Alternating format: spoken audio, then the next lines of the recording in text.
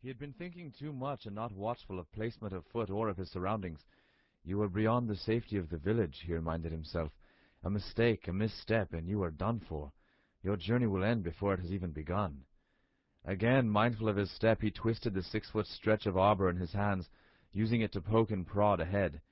The answering calls of watchful bulls did not startle him now. He had been waiting for the returning calls and to hear that of the one closest to him. He knew they hunted him. He did not mind. At times he hunted them.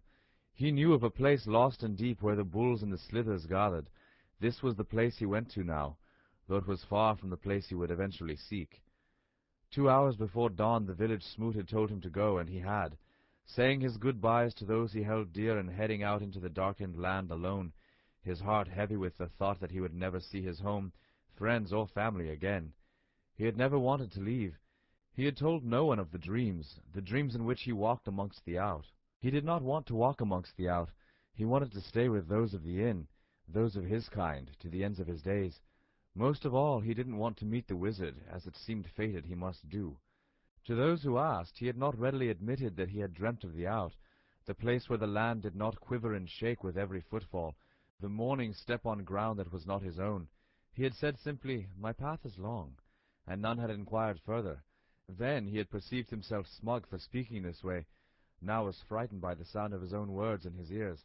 His path was long, too long, the village smoot had said, too long to be safe, too long to ensure his return to the village, too long for the village smoot to see the path's end. An enormous bull rushed from the depths of the nearest pool. He saw its movement beneath the water just before it broke the surface and avoided yearning eyes and grasping lunge by switching down a different avenue. A moment later his eyes were bright and full of fire as he slipped to meet the wet with a splash. As he danced within the folds of the wet, his thoughts spun. The bull was large and swift, and only one house over. This was the mistake the village smoot had warned him of. This was the mistake that would cost him his life. He scrambled to reach safety, scrambling for his very life. He wondered if the bull would come for him before he had a chance to pull himself out of the wet and return to the dry.